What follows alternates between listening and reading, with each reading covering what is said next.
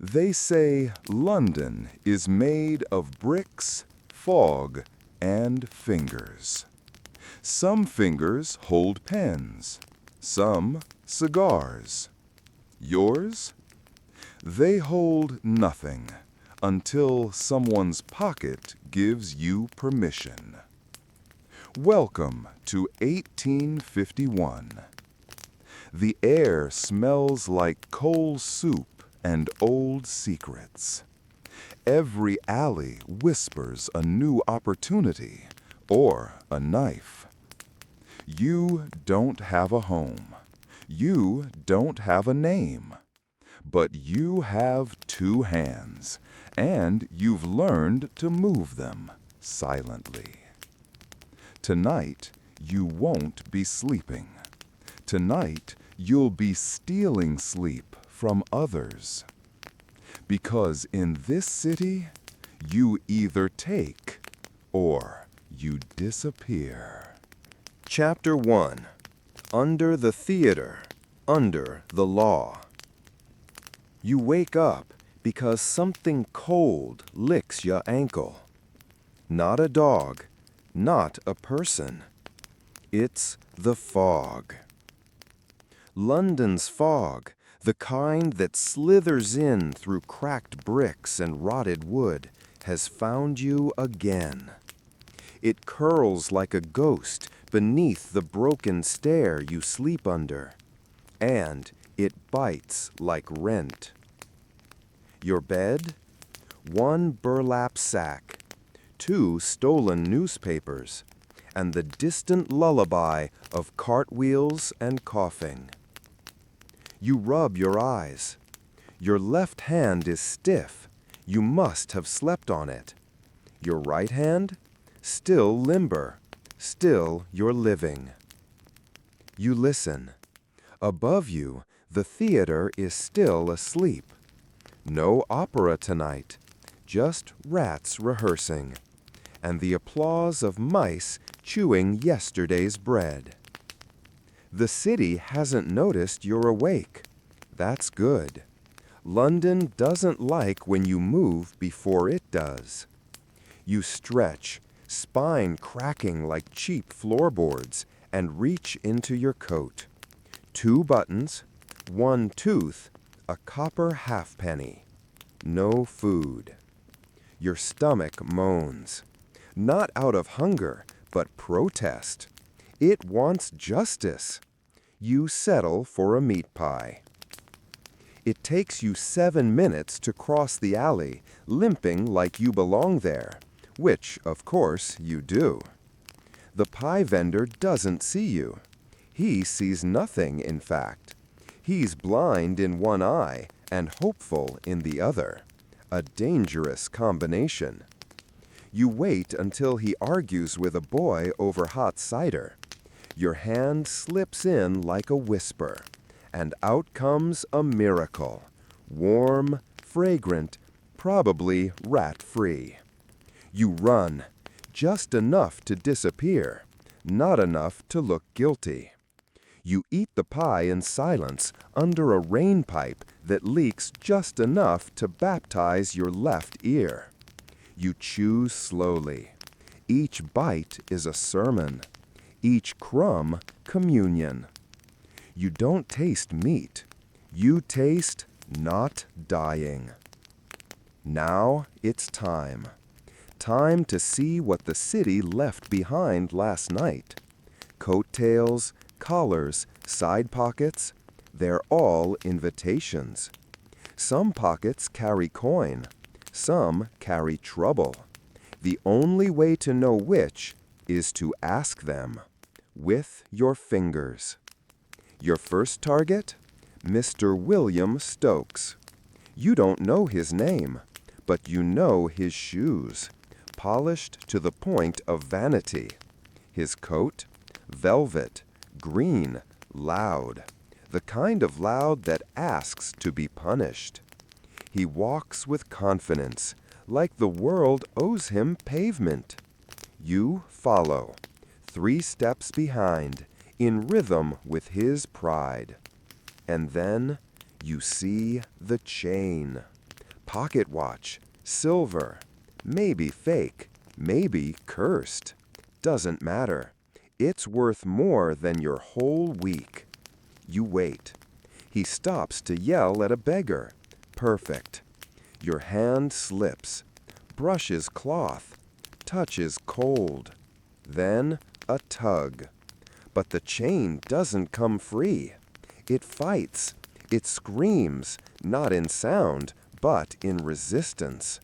And William turns, eyes like needles, nose flaring. You little rat. You run, down the cobblestone, breath in your ears. You dodge a fishwife's basket, leap over a drunkard, skid past a preacher waving a Bible. Behind you, boots, fast, angry, educated. You turn a corner, then another, then down a stairwell no one sane would take. You're not sane. You're hungry. You find a door, open it. Darkness welcomes you like an old friend. You collapse inside, heart in your throat, hand in your pocket. And there it is, the chain, the watch. You smile. You didn't steal time, but you borrowed it. And in London, that's the closest anyone gets to owning anything. Chapter 2. The Orphan Who Touched Too Softly. Before you stole pockets, you stole looks. Stolen glances at bread, at beds that weren't yours, at people who had mothers and coats with both sleeves. You were 6 when they brought you to St. Mordaunt's Home for Lost Boys. You weren't lost. You just knew too well where you came from. That was the problem.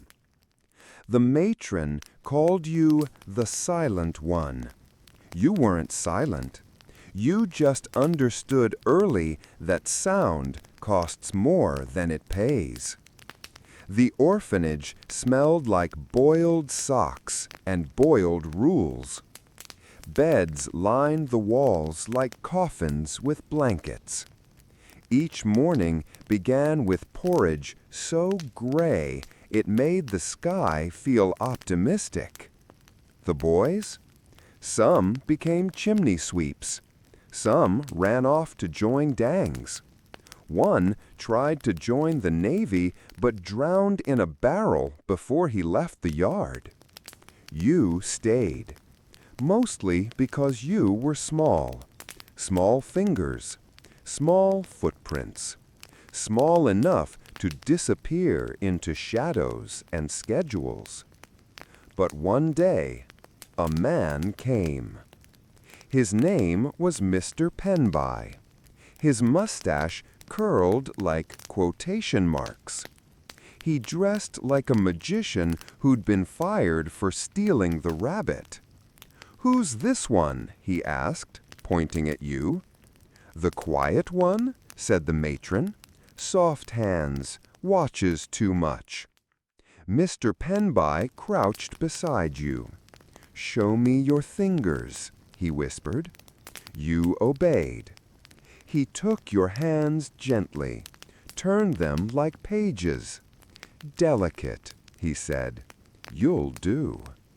You didn't know what for. Not yet. That night he gave you an apple. A red one. Too red. You were sure it was a trick. Maybe poisoned, maybe a test. But you bit anyway. Juice ran down your chin.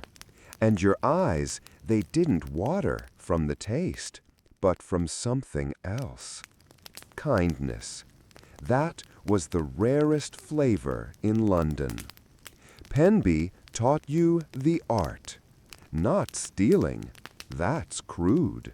No. The art of borrowing without intention of return. People are full of noise, but their pockets are quiet.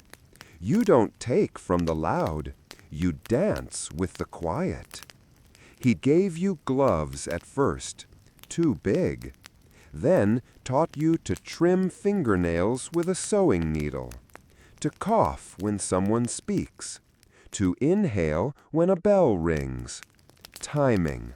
Theft is just timing wrapped in silk. You practiced on scarecrows in the alley, on sleeping dogs, on each other.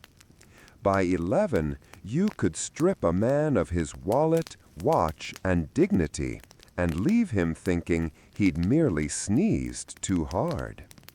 By 12, you could vanish in the space between a question and an answer. By 13, Penby disappeared. Just gone. They said the law caught him. You didn't believe that. He was too good. You told yourself he retired to the sea. You told yourself many things that year. And then you found the coat. It was behind the theater, a velvet green one, familiar, too familiar. Inside the lining, a pocket sewn shut. You opened it with your teeth. Inside, a silver coin, one you'd never seen before, and a note. The art is not for glory. It's for survival. Don't let them make you loud. You still wear that coat, too big in the shoulders, but warm in the places you need to be. And when you slip your hand into someone's life now, you do it softly, like he taught you, like a shadow asking permission. Because in London, nothing belongs to anyone. Not really. Not names, not warmth, not even memories. Only movement, only silence, only you. Chapter 3. The Policeman Who Smelled Like Mint and Regret. He wasn't like the others. No club in hand, no spit on his mustache, no swagger of a man paid to punish the poor. Just a long coat, a tired hat, and a faint smell of mint, the kind that comes from chewing leaves instead of speaking truth. You met him on a Tuesday. You always remember the day because Tuesdays in London rain sideways. It's tradition. The sort of tradition no one votes for, but everyone obeys. You were loitering near Hatchet Alley, not waiting. Pickpockets never wait, they drift. You drifted near a woman with a lace parasol and a coin purse, too confident. You almost had it. But then came the voice. Low, flat, like a cello string played with a blunt knife. I wouldn't. You turned and saw him, Inspector Calverley. You didn't know his name then. You just saw the boots, clean, the eyes, grayer than smoke, the hands, not reaching for cuffs, but resting gently in his pockets, like he didn't want to arrest you, just slow you down. He nodded at the woman. She walked on, never knowing how close her evening had come to becoming a complaint. You stood there, waiting for the shout, the grab, the punishment. Instead, he said, "You've got quick hands, but clumsy timing." You said nothing. He sighed. "You from Mordaunt's?" Still nothing. Your jaw stiffened. Mordance leaves a scar on the tongue. Thought so. You've got that look. What look? You finally asked. Like you expect kindness to cost you something. He didn't take you in. He didn't even follow you. He just walked beside you, 2 blocks, in silence, like he was escorting a ghost. Then he stopped, handed you something. A mint leaf. Fresh, cold, honest. Chew that when you're nervous, he said. Better than biting your cheek. Then he walked away. You didn't trust it. You threw it in the gutter. But the next Tuesday, you found yourself near Hatchet Alley again. And he was there, leaning on a lamppost like he'd been waiting for a storm that never came. You stole nothing that day, but you sat on the curb across from him, peeling an apple with a borrowed knife. And he didn't move, didn't scold, just sat too, chewing mint. 2 ghosts sharing fog. Over time, you learned things. That his wife had died in childbirth. That he never drew his baton. That he arrested thieves only when they got greedy. Everyone steals in London, he once said. Some use fingers, some use banks, some wear wigs and write laws. I just try to stop the ones who forget what desperation looks like. You didn't agree, but you didn't disagree either. Sometimes silence is the only language honest men can share. One night you tried to gift him something, a handkerchief, stolen of course, but washed, neatly folded. He refused. If I take it, I have to repay it. If I repay it, I owe you. And if I owe you, we stop being what we are. And what's that? You asked. He looked at you and smiled. 2 people who haven't lied to each other yet. You didn't see him again after the winter of '52. They said he retired. You hoped so. You still drift past Hatchet Alley sometimes. Still chew mint leaves when your fingers itch. Still listen for boots that don't stomp. Sometimes, when the fog is quiet, you whisper his name. Not because you miss him, but because he proved something. That even in London, even in soot, silence, and sleight of hand, not every policeman is a villain. Some just choose not to run. Chapter 4. The Girl with the Clockwork Smile. You see her first in a reflection. A cracked window pane near the baker's. Her outline shifts between pies and people, not hiding, gliding, like a violin note in a noisy room. You don't hear it, but you feel its absence once it's gone. She's wearing yellow gloves. In London, that's a scream. The city eats color, devours it. Coats become gray. Skin becomes soot, souls become stone. But her? She wears sunlight on her hands. Not because she's brave, but because she's fast. You trail her, not to follow, not yet. You study. Pickpockets don't hunt, they observe. Her pattern is clean. She smiles just before she strikes.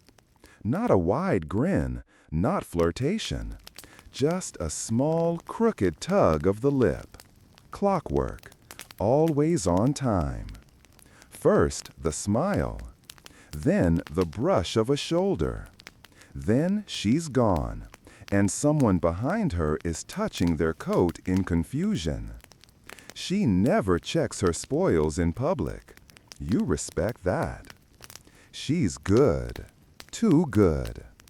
You try once to cross paths. At Wren's Market.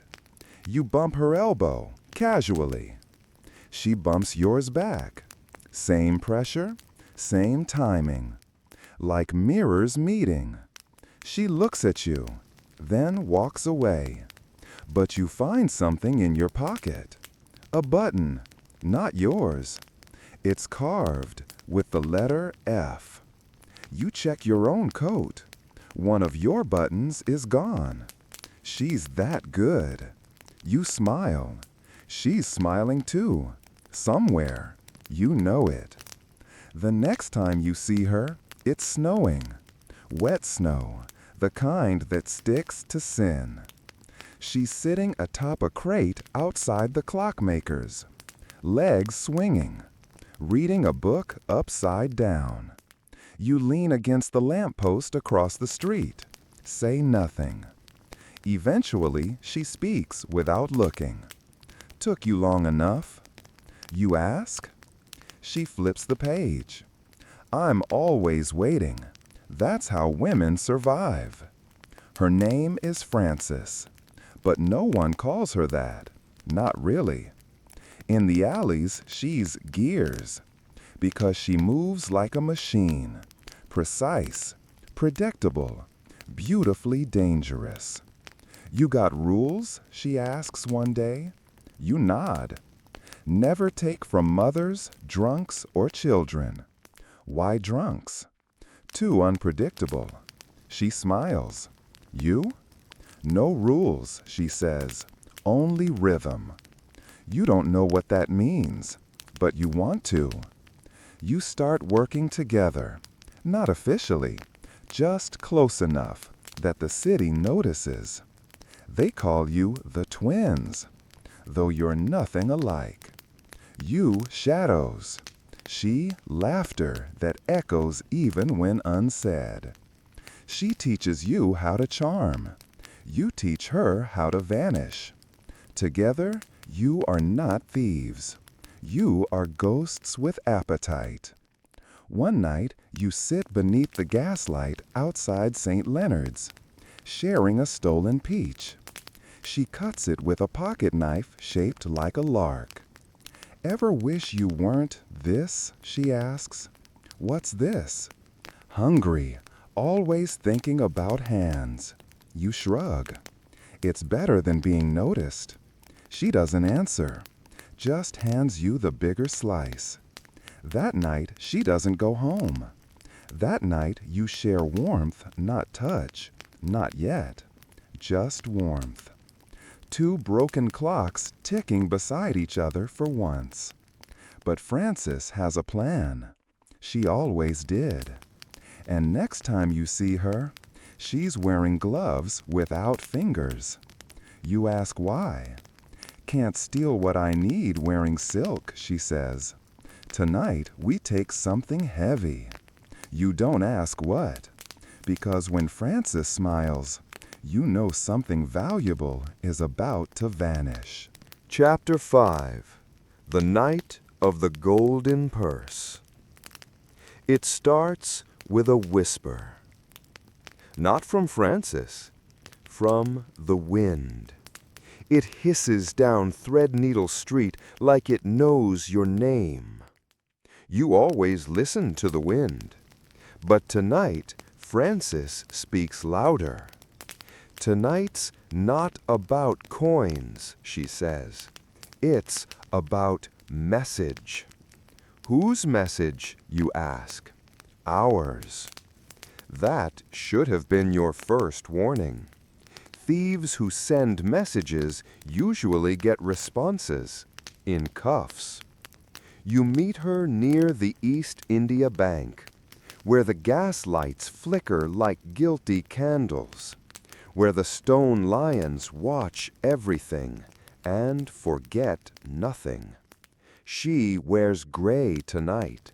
No yellow gloves, no giggle, no pageantry.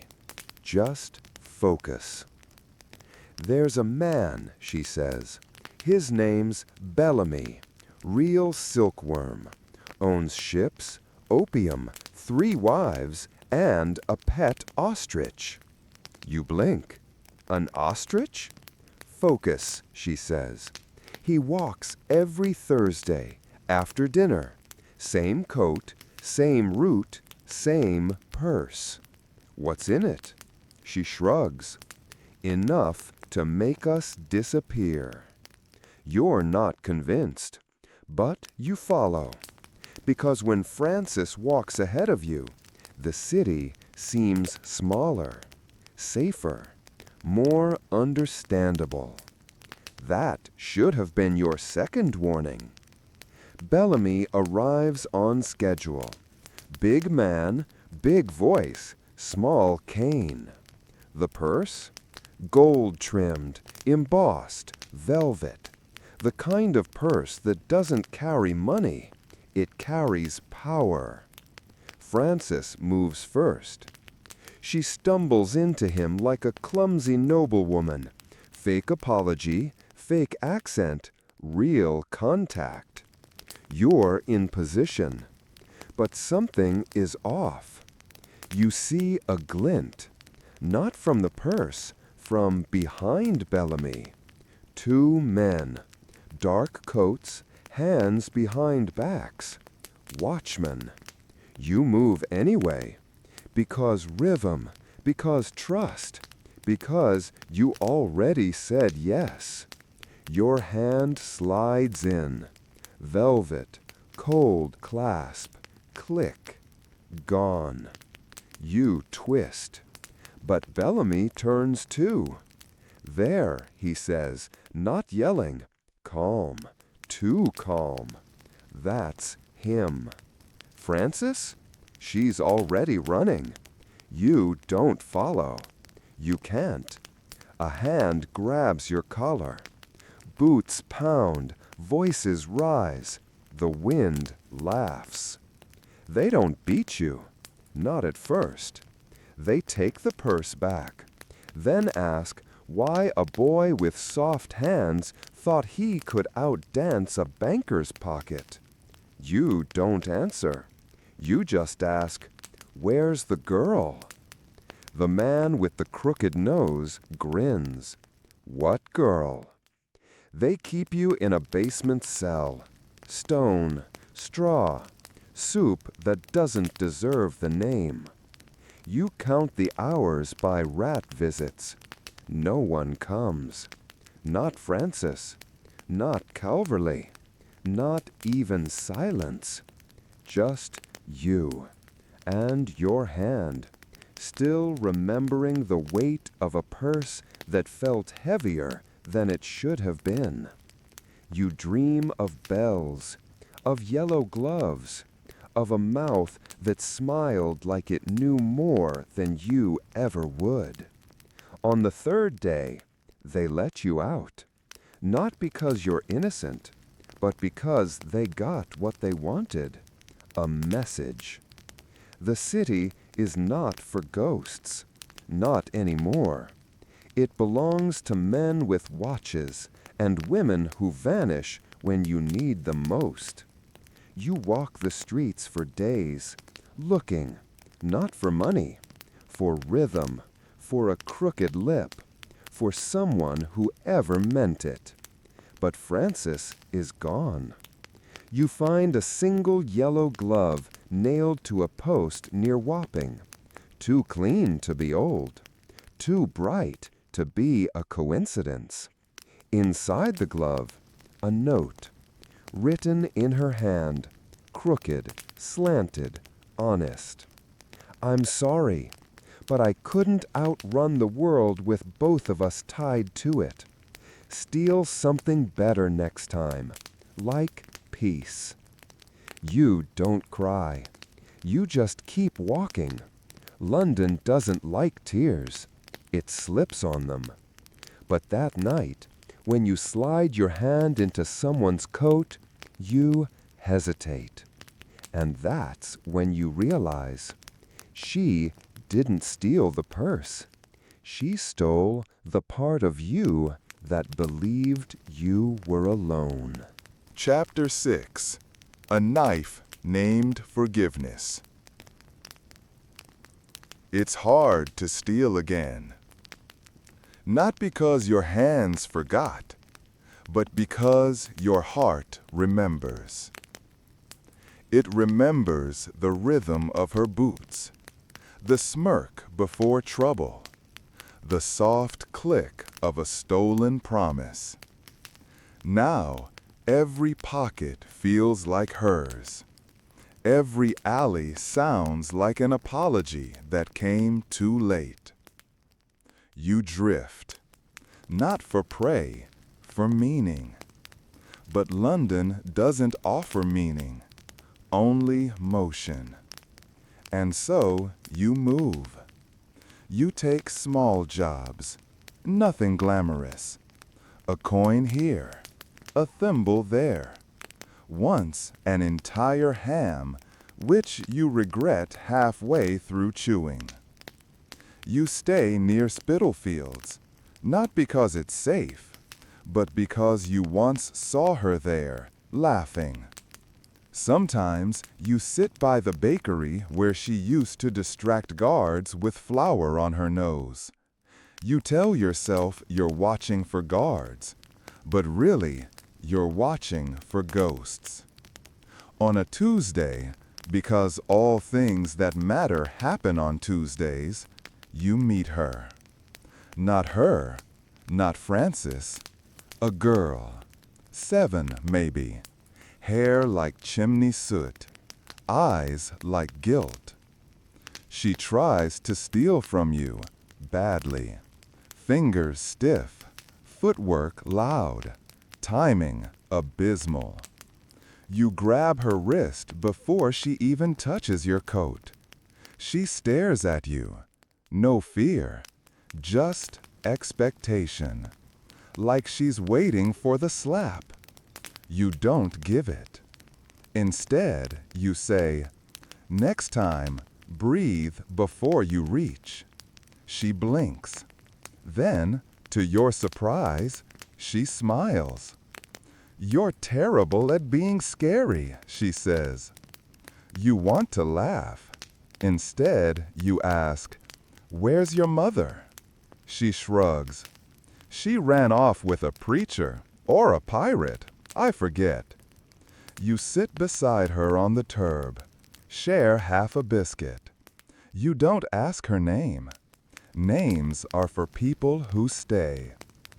Later that week, you're browsing the bins behind the butcher's when something glints in the dirt. You almost ignore it, but something, instinct, ghost, memory, makes you stop. You dig, pull it out. A knife, small, elegant, handle carved with tiny notches. You know this knife. You've held it before. It belonged to Penby. He used it once to peel an apple. He used it once to teach you the weight of a promise. "Always sharpen your tools," he said, "even the ones used for kindness." You clean it, carefully, blade dull, but soul intact. You don't know how it got here. Lost, planted, gifted by fate. Doesn't matter. You carry it now, not as a weapon, but as memory. The girl follows you. You never invite her, but she's there. At the bakery, at the square, at the edge of your shadow. "Do you have a name?" she asks. You pause. "I used to." She nods, like that makes sense. "Then I'll call you Fox. You're quiet and look hungry." You raise an eyebrow. "And you? And you?" "I'm Button, because I always fall off things." You don't correct her. You never do. Button becomes your shadow. Not a partner, not a daughter, just a presence. You teach her how to watch, how to wait, how to breathe through panic and smile through fear. She teaches you how to laugh again, or at least how to try. One day, she hands you something, wrapped in cloth, still warm. You unwrap it, a loaf of bread. Stolen fair and square, she grins, like you taught me. I didn't teach you to steal bread. No, she says, you taught me to deserve it. That night, you dream of Frances, but this time, she's not running. She's just sitting on a crate, watching you, smiling. Not the clockwork smile, a real one. And beside her, a knife, just like yours. Chapter 7. The Collector of Names. It begins with a whisper, but not the kind that floats. This one crawls. Down brick walls, across puddles, through Button's tangled hair as she sleeps beside you, curled like a coin in a forgotten purse. You hear it first in a dream. Fox. Not yelled, not sung, named. That's what makes you jolt awake. Because no one calls you that when you're dreaming, and yet something does. You rise. The city still sleeps, but something in the fog doesn't. You check Button. Still there, still breathing in that wild half-whistle way kids do when they've never known warm pillows. You leave her. Not far, just to the edge of White Cross Alley, where the dream told you to go. You don't remember deciding to go, but you're already there. And waiting for you is him. He stands too still for a man.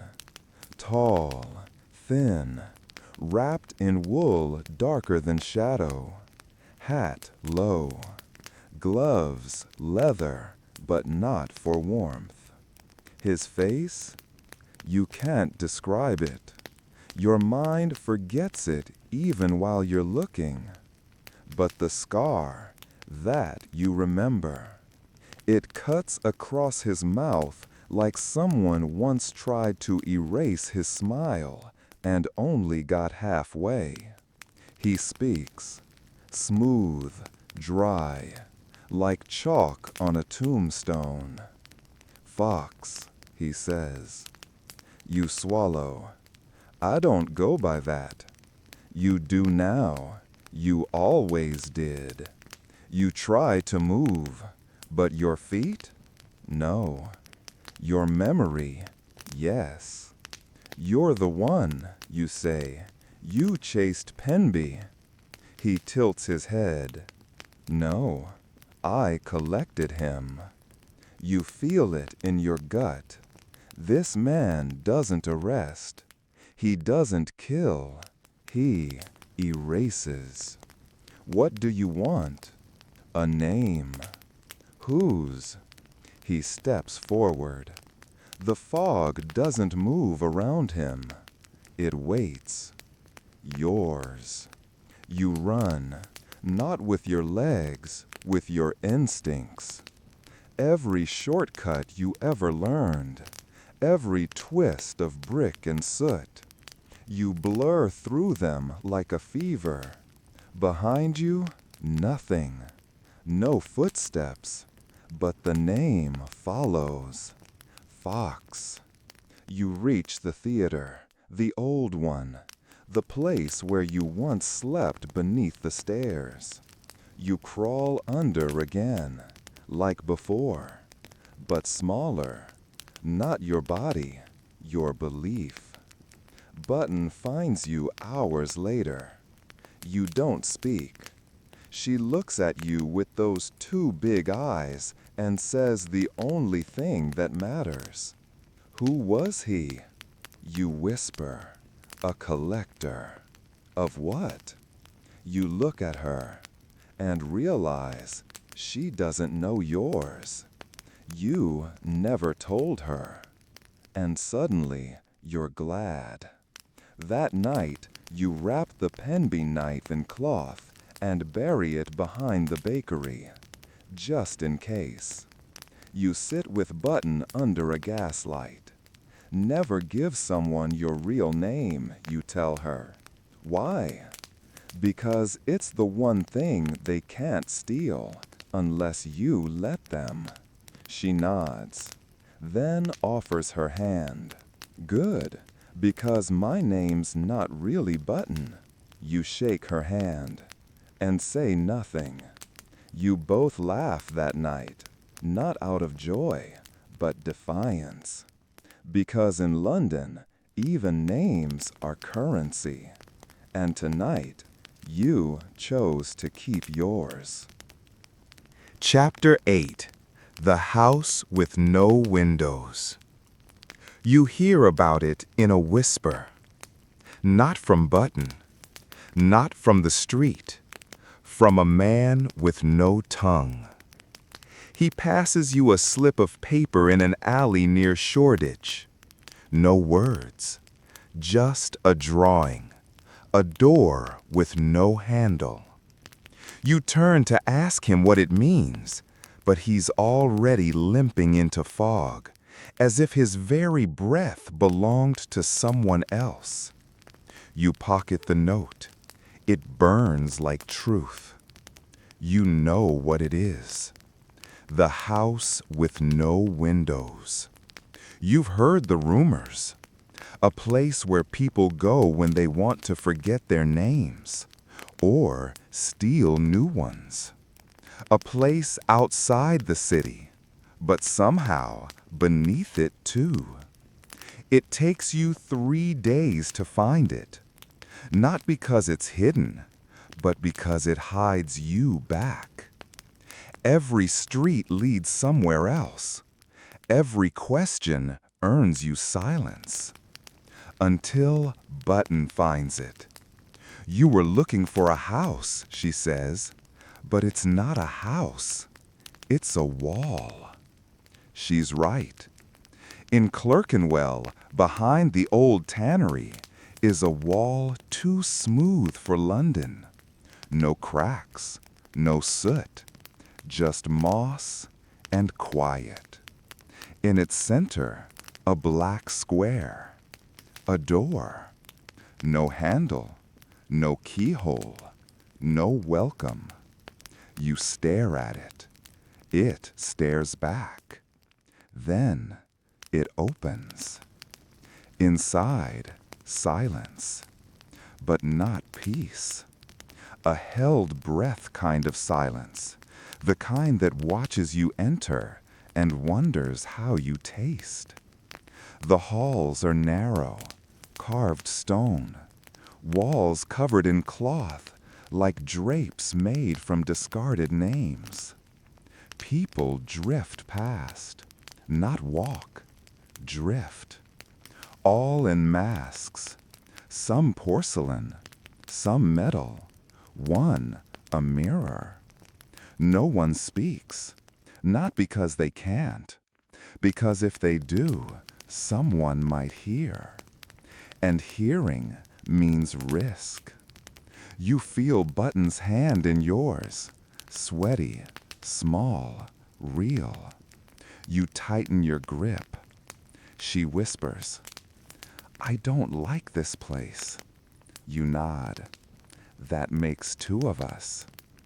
At the end of the hall, a room, round, lit by a single blue flame.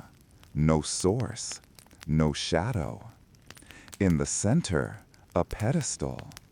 Upon it, not gold, not jewels, but pages, hundreds, tied with thread, stained by fingers. You approach. Each page has a name, not written, etched. Some etched with care, some with fury, some barely scratched, like the person forgot themselves as they spoke it. You see yours, near the bottom, not Fox, the real one. You don't know how, but it's there. Your hand trembles. Button pulls you back. We should go. I have to take it. What if it's not yours anymore? That sentence hits harder than anything. Not because it's cruel, because it's possible.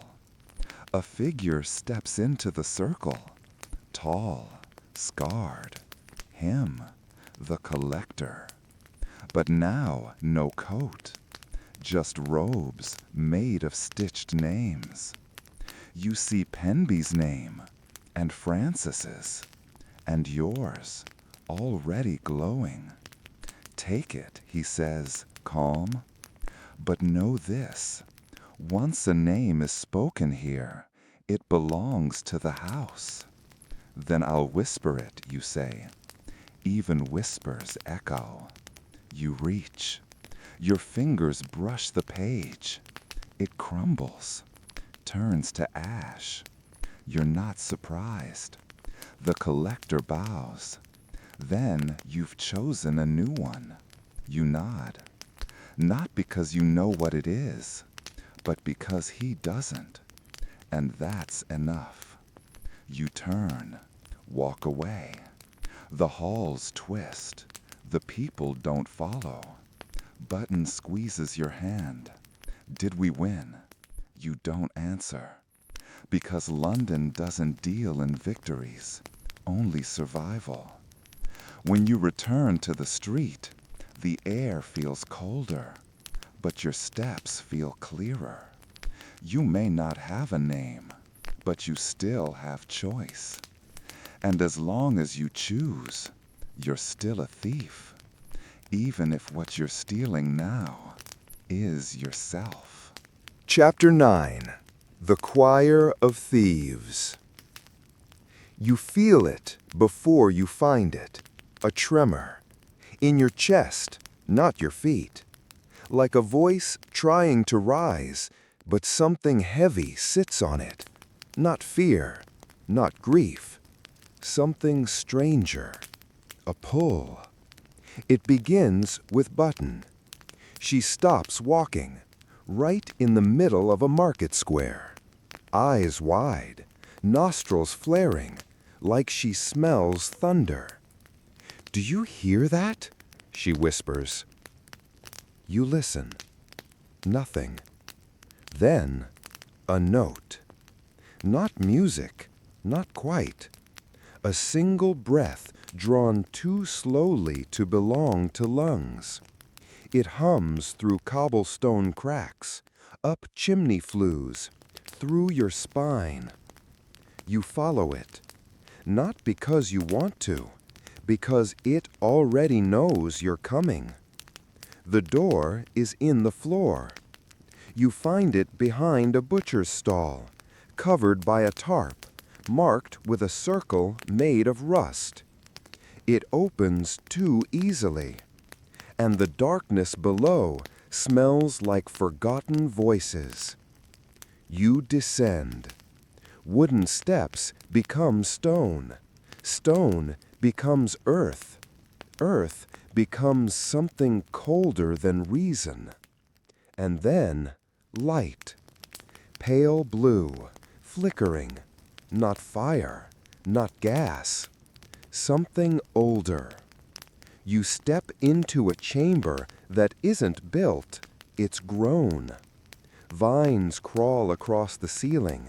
Roots clutch at the walls like fingers desperate to hold still. And in the center, they sit, the choir.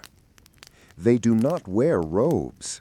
They wear layers of fabric, of memory, of centuries. Their faces are painted, white, black, gray, all colors of forgetting. Their mouths, sewn, not shut, sewn into smiles. You try to speak. Nothing comes out. You try again. Just air. Button clutches your arm. She whispers, "They want something." You nod. You already know. A figure rises, taller than most, face painted like a broken clock, eyes like candle wax, melted, heavy, seeing nothing, missing nothing. He does not speak. He thinks. And you hear it. You are the boy with no name. You bring echoes. We feed on echoes. You shake your head. You can't take mine. Yours? You left it behind 3 chapters ago. Now it's just noise. They begin to hum, low, mournful, 1,000-throated nothing. And the air tightens. You feel something pulling from your chest, from your jaw, from behind your eyes. Memories. Penby, Francis, the knife, the watch, the girl with yellow gloves, the fog, the name you had once, whispered by a mother you've forgotten how to picture. It rises. They reach for it. And then Button screams. Not a loud scream, a true one. A child's scream that hasn't learned how to lie. It pierces the hum, shatters it. The air snaps back. You fall to your knees. They recoil. Their painted faces crack. The tallest one steps back, and for the first time speaks, with lips still sewn. We remember too much. Then silence. Total. Not empty. Free. You grab Button, run. Up the stairs, past the tarp, into noise, into filth, into London. You don't look back, because some places don't forgive curiosity. That night, she asks, "What were they?" You sit on the curb, hands shaking. "Collectors," you say, "but not of things." Of what? You look at her, then at your own palms, still yours. Of stories. Why? You don't know, but deep down you suspect, because stories are how people live after they've been erased, and someone down there wants to live forever. Chapter 10. The Gentleman Who Stole the Moonlight. London isn't built for moonlight. It drowns it, sinks it behind chimneys and fog, laundry lines and guilt. But tonight is different. The fog has retreated.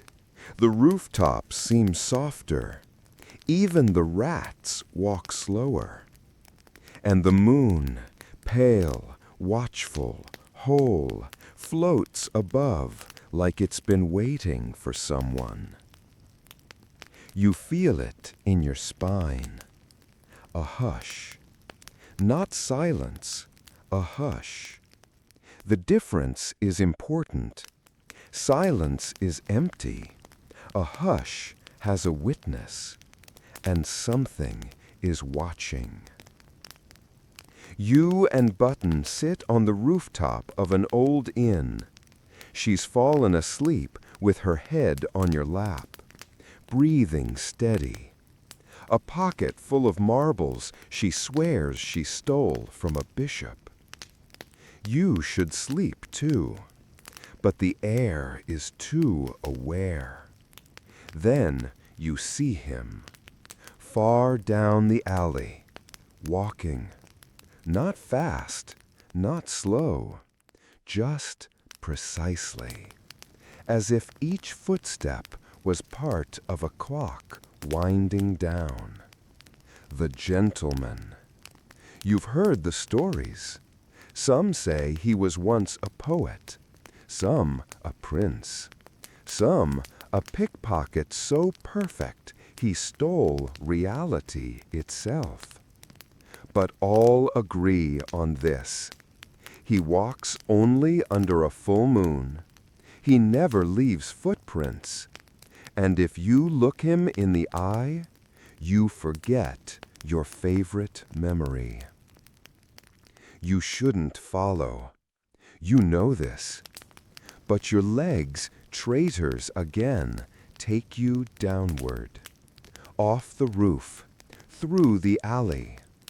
You move like a ghost chasing its own echo. He turns left near Milk Lane. You follow. He turns right near Blackfriars. You follow. He stops.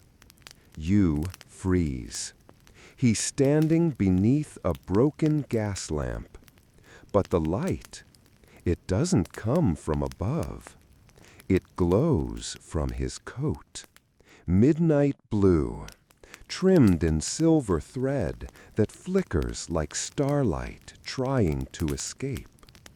He turns, and for a second, just one, you see his face. And you remember nothing. You blink. You're on your knees. Your hands are empty. Your thoughts scattered like torn newspaper.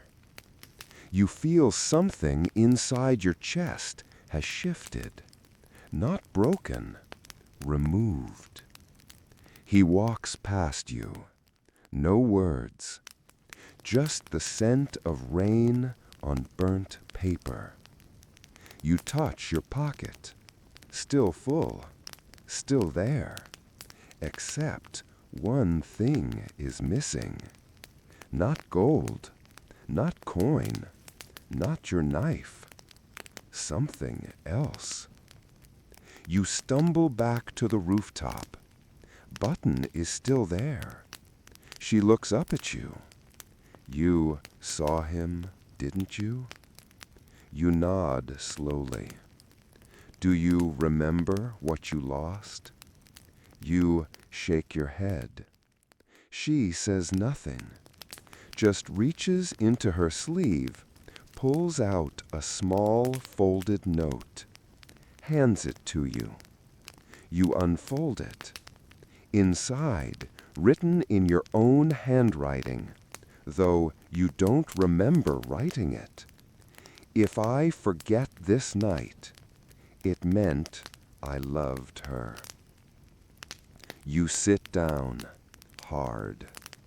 The moon watches, and this time you look away. Because in London, some things are not meant to be held. Some are only meant to pass through you, like light, like stories, like her, whoever she was. Chapter 11. The Auction of Lost Things. Some nights in London feel longer, not by hours, by weight. They press on your ribs, make candles flicker slower, make footsteps echo louder. This night, it pulls, and Button feels it too. She stares at you with a question she doesn't say. You nod. Yes, you whisper. There's a place. I don't know how I know, but it's open tonight. You follow the wind, through Southwark, past shuttered bakeries and sleeping dogs, toward an archway that shouldn't exist, but does. Above it, no sign, just a mark. Balance. A man in a velvet hat opens the door. He doesn't ask who you are. He already knows. "Welcome," he whispers, "to the auction of lost things." It's not a market, not really. More like a theater. Stone steps spiral downward, each level dimmer than the last. You pass booths with curtains. Behind them, people clutching objects as if they might vanish again. You hear whispers. "I'll trade my innocence for the feeling of her lips. I want back the sound of my mother's laugh. He can have my pride, just give me the dog I lost in '43.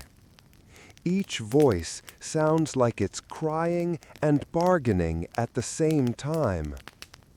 You reach the center, a stage, a lantern, and a man in white.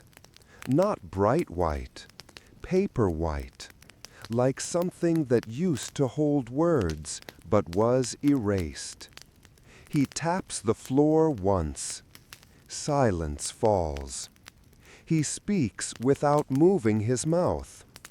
Tonight's first item, a single warm breath between two lovers who never kissed. No one bids. They all wait. The items come one by one. A dream never remembered. A button from a dress never worn. A mother's last glance. A father's almost apology. Each item costs memory. Each item paid for in seconds of someone's life they'll never recover. You don't understand it, but your heart does. Because you feel something here that used to belong to you. Button tugs your sleeve. Do you hear that? You do. A sound. Small, unimportant, utterly yours. A laugh. Not loud, just a snort. The kind Frances used to make when she tried to whistle and accidentally inhaled soot. You turn to the auctioneer. Your voice cracks. That laugh, the last one. I want it. Payment. I'll give you a name I never used. Too common. A touch I never gave. Too vague. Then take the memory of my favorite hiding place. He nods. Accepted. He hands you a coin. It's blank. But when you hold it to your ear, the laugh is there. Faint. Real, alive. You don't cry, but Button does. Not for the laugh, for what you gave up. Where do we go when we forget where we were safe, she asks. You don't answer, because you can't remember. You leave with empty pockets, but heavier hands. And as the fog rolls back in, you whisper, I didn't steal tonight. No, Button says. You bought yourself back. Chapter 12. The Man Who Bought the Sky. Button sleeps in a pile of stolen blankets. One from a carriage. One from a church. One, she insists, from the Queen herself, though it smells more like potatoes than monarchy. You lie beside her, staring up through the cracks in the warehouse ceiling. Tonight, the sky is unusually clear. London hasn't coughed it full of soot yet. The stars look confused, like they forgot why they came here. And in the distance, too far to see, but close enough to feel, someone is collecting light. You hear about him from a drunk man under a bridge. He sobs into his boots. I gave him my last wish, and he gave me silence. Not peace, not death, silence. It leaks out of him like steam. No one believes him, but you do, because the next morning the sky feels lighter, not brighter, just less yours. They call him the man who bought the sky. He doesn't bargain. He doesn't steal. He simply asks. And somehow people give. A sailor once gave him his ability to dream. A widow gave him the smell of her husband's jacket. A thief the sense of direction she used to run from guards. They say he walks with a lantern made of starlight. And wherever he goes, clouds follow, not above, but behind, like regrets. You find him near the river, not standing, sitting, on a bench no one noticed before. His coat is of sky. You don't mean it looks like sky. You mean it is sky, moving, breathing, changing. Pale clouds swirl across his shoulders. His buttons, tiny, blinking stars. He turns when you approach, smiles like he's known you since before your birth. You've held too much, he says. Even your shadows are bruised. You don't argue. You sit. He offers no tea, no name, no questions. Just silence. But this silence listens. After a while, he speaks. You don't remember what you wanted when you were small. No? Would you like to? You think. Then shake your head. If I remember, I might want it again. And what's wrong with that? You exhale. London. He nods, almost lovingly. Yes, she does punish hunger. He opens his lantern. Inside, light. But not any light. Memories. You see a pair of arms, a doorway, a rooftop, and the sound of rain on tin. Yours, not yours. Does it matter? These belong to people who no longer needed them, he says, or so they believed. He closes it gently. I don't steal. I hold, until someone remembers who they were. He turns to you. Do you want me to hold something for you? You hesitate. He waits. There's no pressure, just possibility. You reach into your coat, not for a coin, not for a blade, but for the laugh, the one from the auction.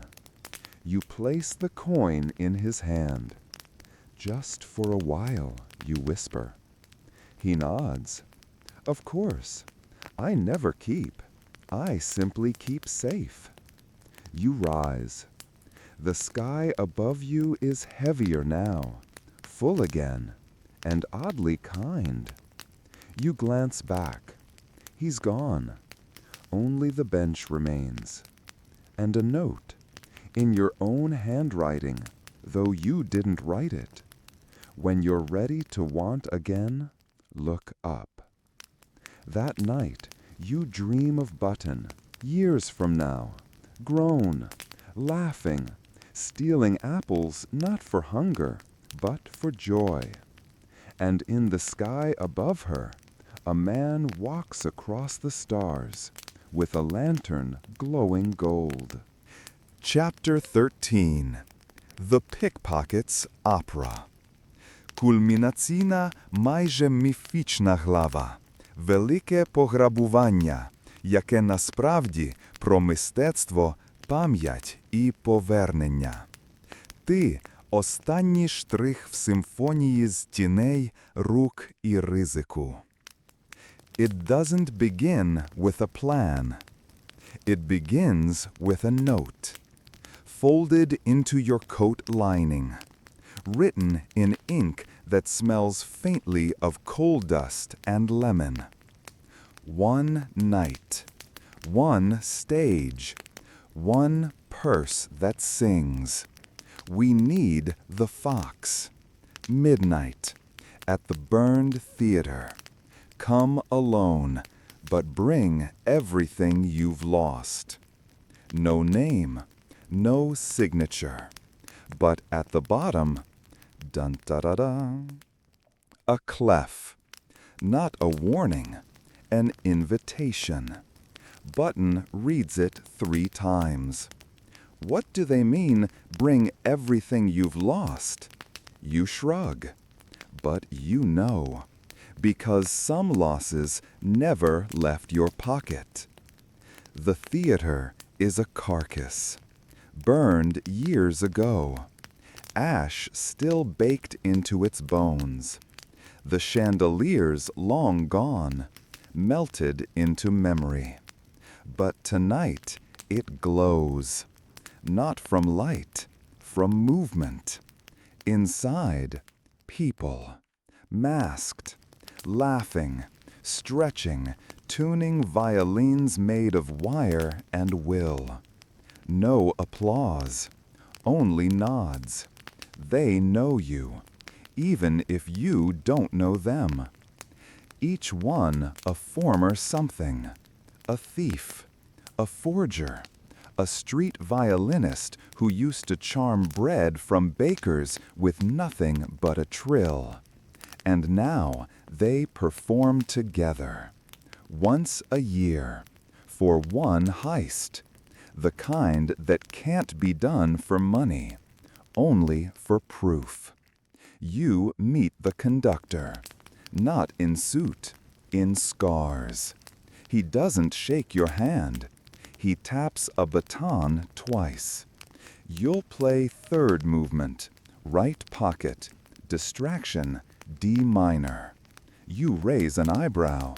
This a joke? No, it's an opera. He hands you sheet music, but there are no notes, only footsteps. At midnight, it begins. The audience? None. Or maybe everyone. The fog itself swells like curtains. The wind stills as if holding its breath. You step into your mark, center balcony. Below you, the target. Not a vault, not a bank. A man. The minister of dust. A politician with a coat lined in diamonds and letters never meant to be read. He carries a purse, not for gold, for truths, stolen documents, names, contracts soaked in lies. He doesn't know he's part of the show, but you do. The pick begins with a whistle, not yours. The flautist's, a boy who once cut purses in Covent Garden. It echoes down the ruined rows.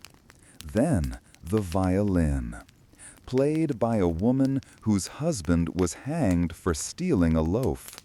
Her bow dances like regret. Then the dancers, 2 twins who used to distract constables with tumbles and poetry. They leap across the rafters. Timing, rhythm, movement. Each step perfectly scored. Each reach a verse. Your moment comes on beat 33. You descend the balcony, slide down a torn curtain like silk, land in silence. The man below checks his watch. He feels nothing. Not until your fingers reach the purse.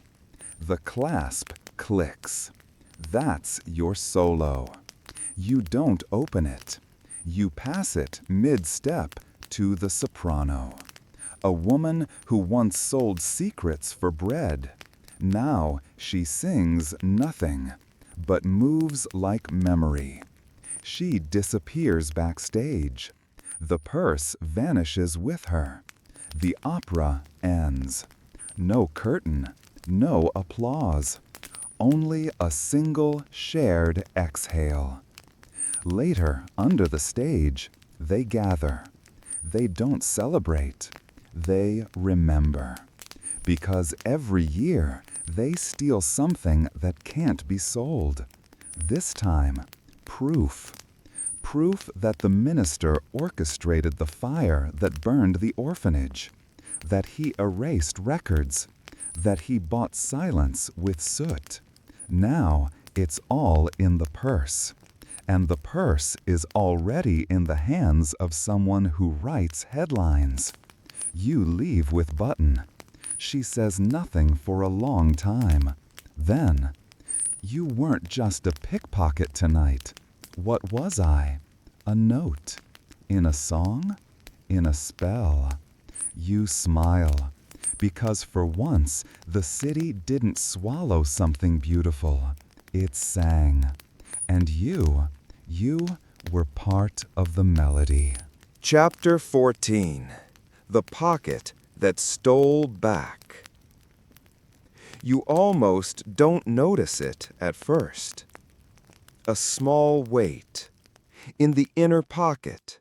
The one you haven't used since Penby vanished. It wasn't there yesterday, you're sure. But this morning, as the bells groan across Wapping, as Button still snores with her cheek on a crust of bread, you feel it. Heavy, sharp at one end, familiar.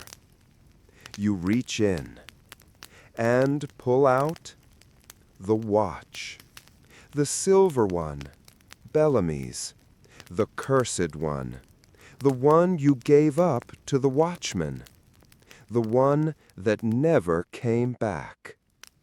And yet, here it is, still ticking, still warm, as if it never left your coat at all. You stare at it for a long time. Then, slowly, you close your hand and whisper, "No," because you didn't ask for it, because you didn't steal it this time, because something is off. The next day, the glove, yellow, Francis's, the one nailed to the post, the one that reeked of goodbye. You find it folded in your coat sleeve. Button sees it and goes quiet. You think someone's following us? No, you say, but you're not sure. By the end of the week, your coat has produced a pebble from the alley where you first slept, a half-burnt note from the house with no windows, a mint leaf, still fresh, a page from the choir's archive, your name torn in half. None of these things should exist anymore. Some of them, you're sure, never did. And still, they come, one by one. The coat returns your life to you, like an apology, or a trap. You try to throw it away, leave it on a bench, in the river, at the feet of a statue of Saint Nobody. Each time you walk away. Each time you turn a corner, and it's back on your shoulders. Still warm, still yours, still remembering. You visit a fortune teller, the cheap kind, the kind who smells of gin and secrets. She doesn't ask your name. She looks at your coat. Her eyes widen. Who made this? A tailor, you lie. She shakes her head. No, a memory did. What does that mean? It's not fabric. It's everything you touched and didn't deserve. And now it's learning how to miss you back. You leave without paying. She doesn't stop you. The coat probably paid her already. That night, Button asks, "What if your pocket isn't just yours anymore?" You nod. You've thought the same. Maybe your coat is now a vessel. Maybe it listened. Maybe it mourned. Maybe, after all these years, it just wants to put things right. Or maybe it's emptying itself before it dies, like a throat clearing before the final word. Either way, you can feel something approaching, like a cough behind you, like the city holding its breath, like the last thing you ever stole, walking home. Chapter 15. The Day London Forgot You. It starts with a baker. Old, blind in one eye. You've stolen from him 12 times. He's forgiven you 13. Every Tuesday, he gives you a stale roll without asking. But today, he looks through you.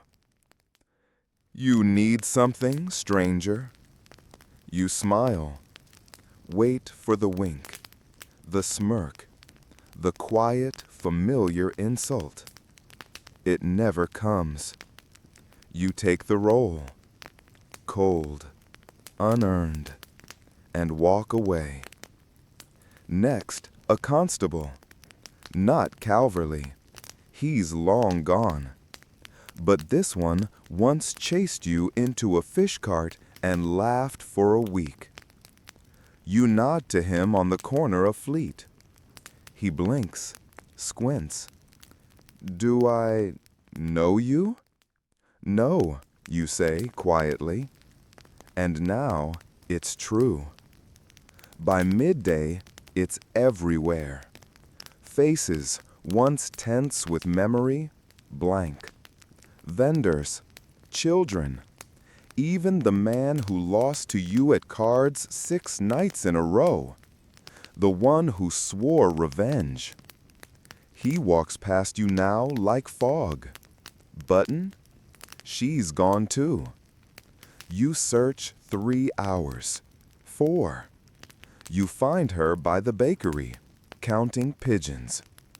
You whisper her name. She turns, smiles. Hi. Not where were you? Not you scared me. Just a greeting, like she'd never met you. You try again.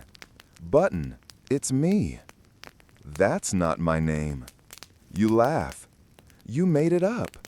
You said you fall off things. She tilts her head. I don't remember saying that. You sit beside her. She lets you, but shifts slightly away, just enough to make your ribs ache.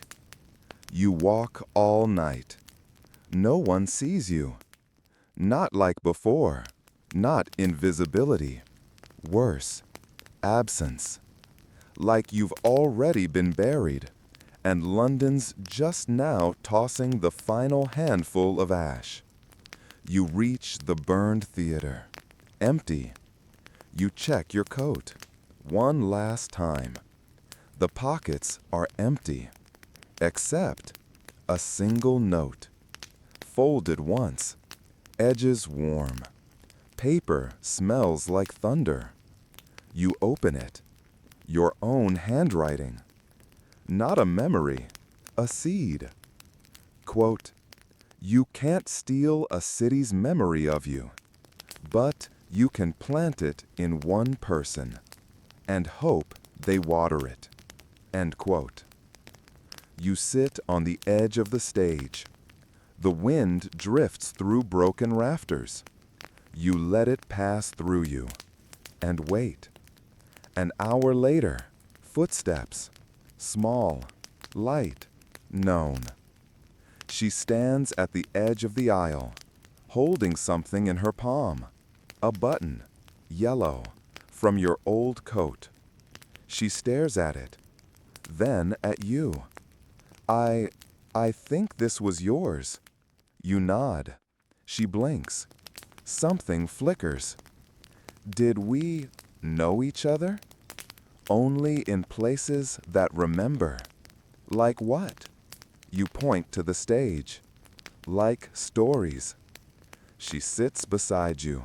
Not too close, but close enough. And smiles. Not new, not forgotten. Just returning. You don't speak again that night. Because sometimes silence remembers better than sound. And in the shadows of a forgotten city, one pickpocket still exists. Not in names, not in books, not in whispers, but in a girl who once fell off everything and still chose to get back up.